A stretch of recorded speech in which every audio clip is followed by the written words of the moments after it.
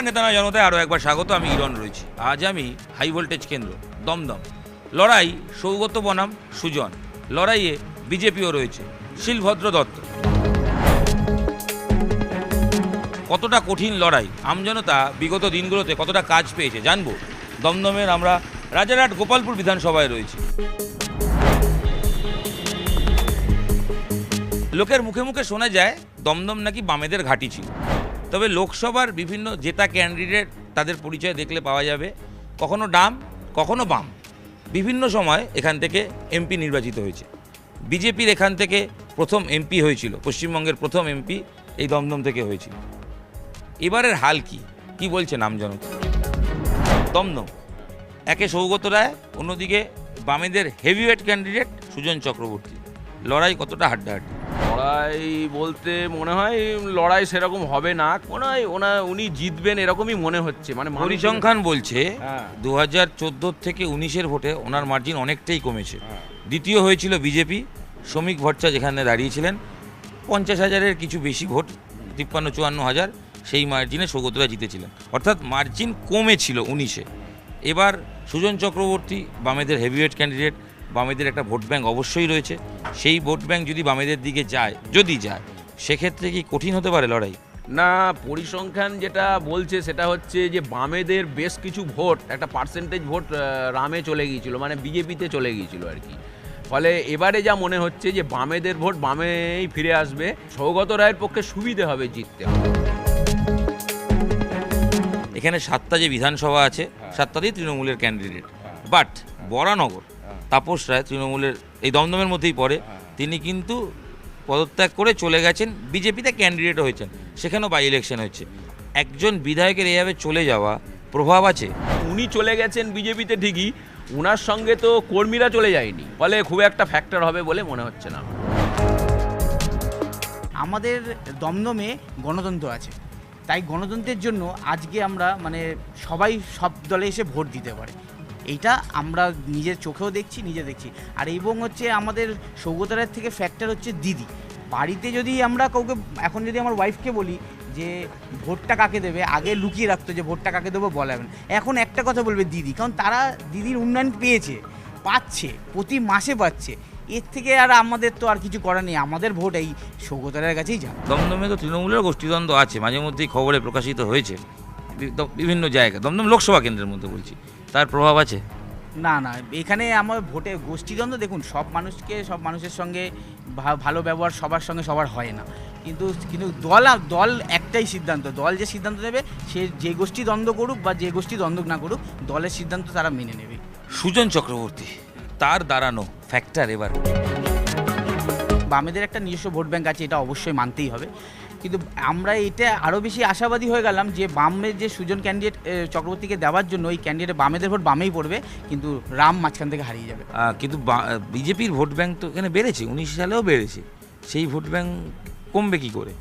এবং তার সঙ্গে এখানে এক বরানগরের এমএলএ, তিনি পদত্যাগ করে বিজেপি চলে গেছেন, ফ্যাক্টর তো একটু ফ্যাক্টর। কিন্তু আপনাকে প্রথমেই বলেছি, দিদির ছবি যেখানে আছে, বাড়ির দিদি মুখ আলটিমেট মুখ। আমাদের মনে হয় যে সৌগত রায়কে হয়তো আমরা চিনি, আমাদের এলাকায় এসে সব জায়গায় সবাই চেনে, কিন্তু মুখ তো ফ্যাক্টর দিদিকে সিম্বল হচ্ছে দিদি। তাহলে নরেন্দ্র মোদী যে 10 বছরে যা কাজ করলেন, এত সব জায়গায় গ্যারান্টির পোস্টার দেখা যাচ্ছে, তিনি বলছেন যে মোদী থাকলে সব মুমকিন আছে, মানে হবেই সব, তো কি মনে হচ্ছে সব? আমরা দিদির প্রকল্প যেগুলো করেছি সেগুলো সব বাস্তবে দেখছি, আর উনি যেটা বলছেন টিভিতেই শুনছি, দেখতে পাচ্ছি না। দমদমে সুজন চক্রবর্তী অনেকেই বলছেন যে উল্টে দিতে পারে, মানে সৌগত রায়ের হ্যাট্রিকের পর চতুর্থবার এবার হারিয়ে দিতে পারে। কি মনে হয় আমজনতা হিসেবে? মানে লড়াইটা কঠিন তো ডেফিনেটলি সবাই বলছেন, কি মনে হয়? না, এরকম কোনো ব্যাপারই নয়, কারণ সুজন চক্রবর্তীকে লোকে টিভিতে দেখে, মানুষের পাশে এসে যে দাঁড়াবে তার কোনো ফ্যাক্টর না। বিজেপি সরকার বারবার বলছে গরিবদের জন্য উন্নয়ন হচ্ছে, তারপরে একাধিক কাজকর্ম হচ্ছে, তার তো বিভিন্ন প্রচারও হচ্ছে। খালি প্রচার হচ্ছে, দেখেছেন আপনারা কোথাও গিয়ে? আপনারা তো চারিদিক থেকে ঘুরছেন, দেখেছেন গিয়ে? মোদিজি বলছে যে গ্যারান্টির একটা জিনিস বলুন তো। উনি যখন প্রথমবার আসলেন বললেন যে বিদেশ থেকে কালো ধন নিয়ে আসবেন, তারপরে বললেন বছরে 2 কোটি চাকরি দেবেন, মা বোনেদের অ্যাকাউন্টে 15 লাখ করে দেবেন। একটা কিছু হয়েছে? বিজেপির এখানে ভোট ব্যাঙ্ক উত্থান হয়েছে, 98-এ তো ছিলই, 2019-এ এসেও হিউজ বেড়েছে। দ্বিতীয় স্থানে বিজেপি কি আরও বাড়ছে? 19-এ বেড়েছিল, মানুষ সেটা নিজের ভুল বুঝতে পেরে 2021-এ তার ভোটটা মোদি পরিবর্তন। এবার মুখ ফ্যাক্টর নয়। মোদি কেন, তারা তো দেখতে পাচ্ছেন যে সারা জীবন ভাওতা দিয়ে আছে, মানে শুরু সেই ভাওতা।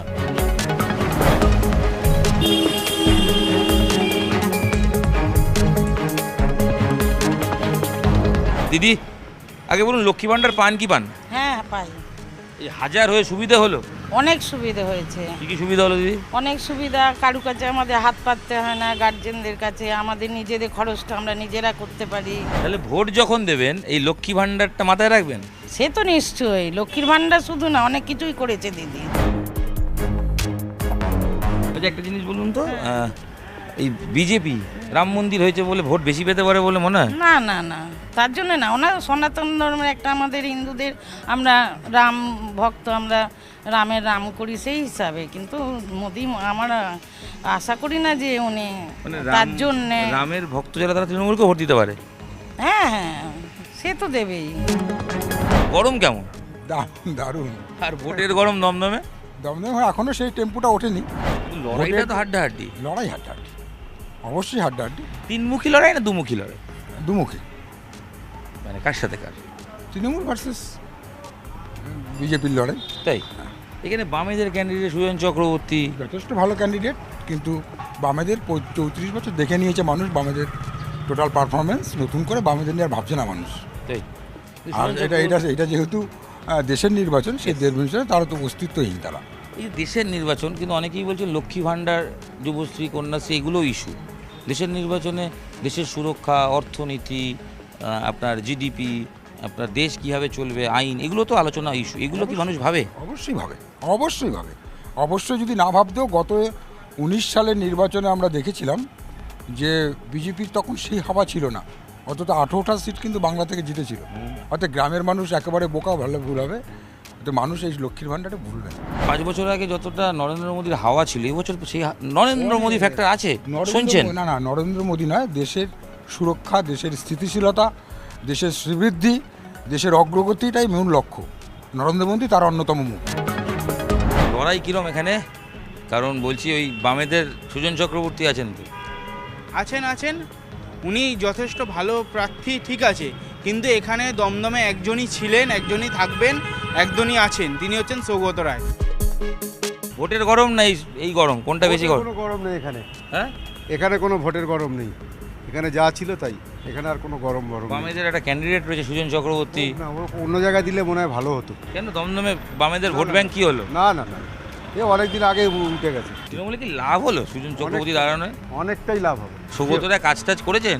নিশ্চয়ই, এসব দেখছেন কি, সব ওনার আশীর্বাদ। সৌগতরা তো এজ হয়ে গেছে, ওনাকে না দিয়ে অন্য কাউকে দিলে ভালো। হোক না, এজ হোক না, পুরনো চাল ভাতে বাড়ে। লড়াই শক্ত নয়? না না না, লড়াই শক্ত, ও কাগজে বাঘের মতন লড়াইটা। দমদমের বুকে নেতা নয় জনতা আজ এখানেই শেষ করব। তবে শেষ করার আগে এক কাপ চায়ে চুমুক দেব। প্রচণ্ড গরম, ক্লান্তি, একটু এনার্জি নিতে হবে, তাই চা খেতে খেতে একটু দাদার সঙ্গে কথাও বলে নিই। দাদা চা হবে? হ্যাঁ হবে। আচ্ছা বলছি, চা তো বানান, ভোটও দেন তো? হ্যাঁ ভোটও দিই। দিদির উন্নয়ন, মোদির গ্যারান্টি, কোনটা বেটার আপনার কাছে? ওই দিদির উন্নতি, দিদির উন্নতি। আর দমদমে তাহলে কি হবে? সেটা বলতে পারবো না। খেলা হবে? খেলা হবে, হ্যাঁ? তো খেলা তো হচ্ছেই। হচ্ছে হাড্ডাহাড্ডি খেলা। হ্যাঁ,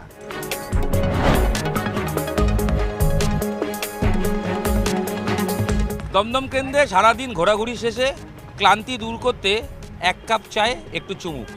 আর তার সঙ্গে এটা বলার যে দমদমের লড়াই জমে উঠেছে, 3 এসের লড়াই। সুজন, সৌগত, শিলভদ্র, কে বাজিমাত করবে, কোন এস এগিয়ে যাবে, কোন বাকি 2 এস পিছিয়ে পড়বে, সময় তার উত্তর দেবে। তবে লড়াই যে হাড্ডাহাড্ডি এটা কিন্তু বোঝাই যাচ্ছে। আবার ফিরে আসবো দমদমে। আজ এখানেই শেষ করছি, নেতা নয় জনতা।